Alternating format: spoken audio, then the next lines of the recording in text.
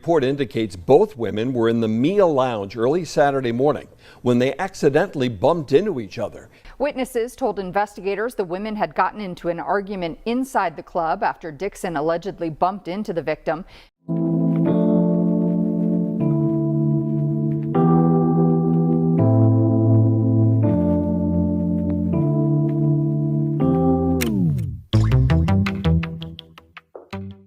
It's your girl, Mrs. Tony Two Times, and I'm back with another episode of Hood Tales.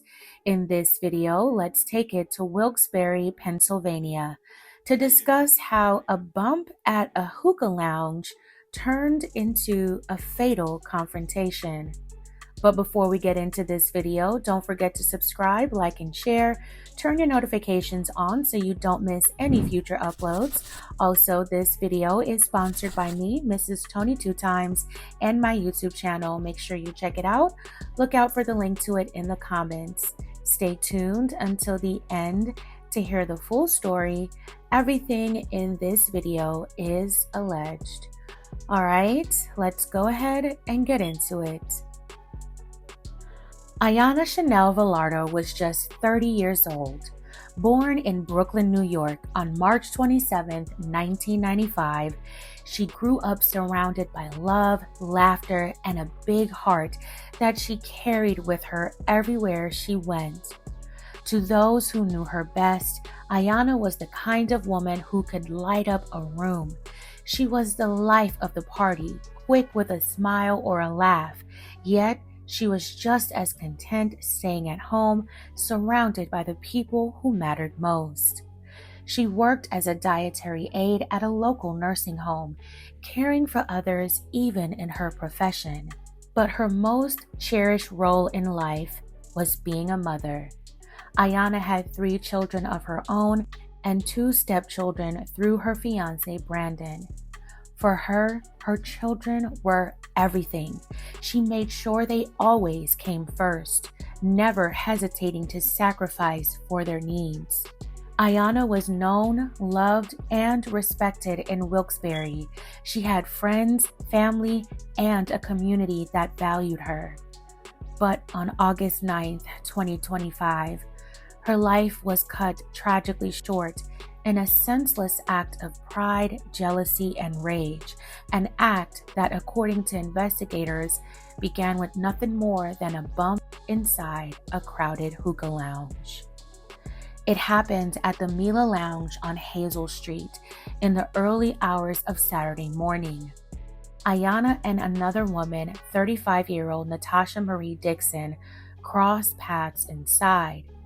Witnesses say the lounge was packed that night, an after-hours party where music, drinks, and movement filled the rooms. In that crowded space, Natasha and Ayanna bumped into each other. For most people, it would have been nothing more than a fleeting accident. But for these 2 women, it wasn't that simple. Because Ayanna and Natasha already had history, and it wasn't good history.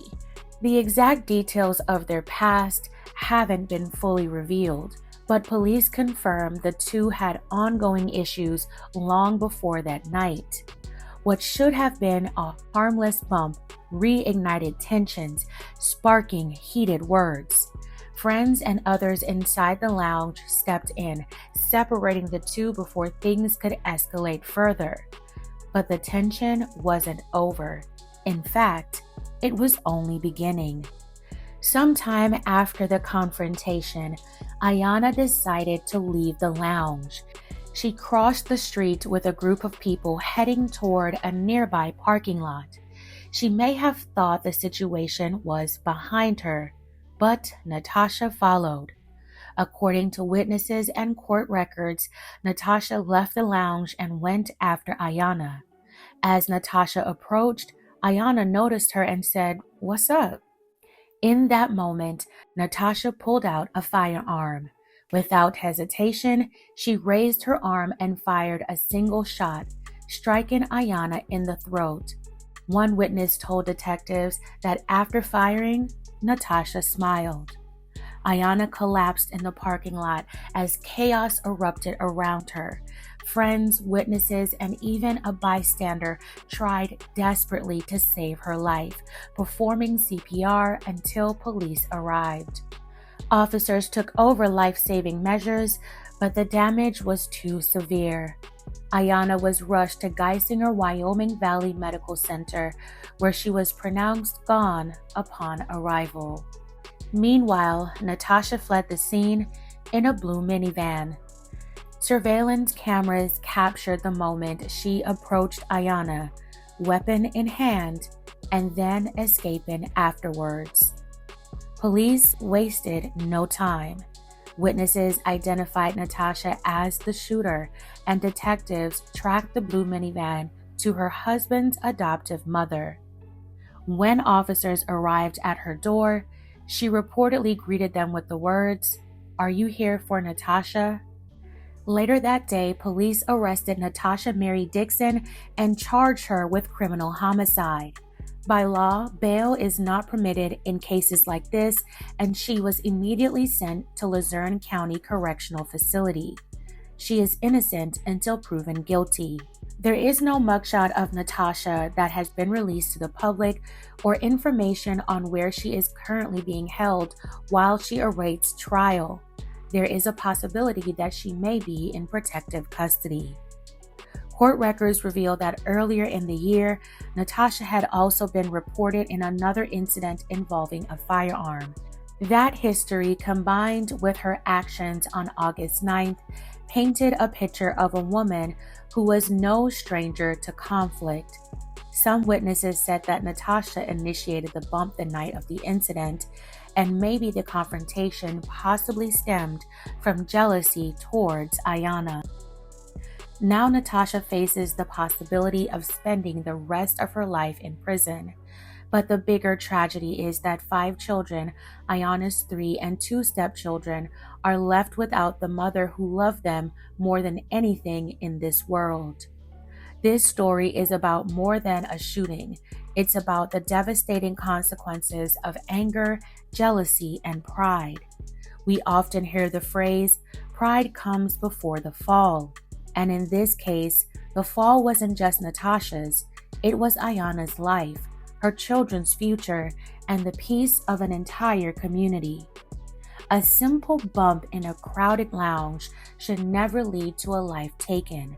But when people let resentment and past grudges fester, when pride replaces reason, and when a firearm is added into the mix, one decision can destroy countless lives in an instant. Rest in peace, Ayanna Chanel Velardo, gone too soon, but never forgotten. She was so beautiful and full of life. Ayanna Velardo had so much ahead of her, a fiance, children, a life filled with love and laughter. But all of it was stolen because someone couldn't walk away. As we reflect on this tragedy, let it be a reminder of how quickly anger can turn to irreversible actions and how devastating the consequences can be. Because in the end, no amount of pride or resentment is worth a life. Fam, what are your thoughts on this senseless tragedy? Do you think jealousy, pride, and anger played a role? How does one overcome their anger and pride in order to avoid senseless tragedies from happening? Let me know what you think in the comments below. All right, fam, that's it for this episode of Hood Tales. Thank you so much for watching. If this story moved you, consider liking and sharing. Subscribe for more stories like this and for the stories behind the headlines, because behind them all, our lives forever changed. This is your girl, Mrs. Tony 2 times. Until next time.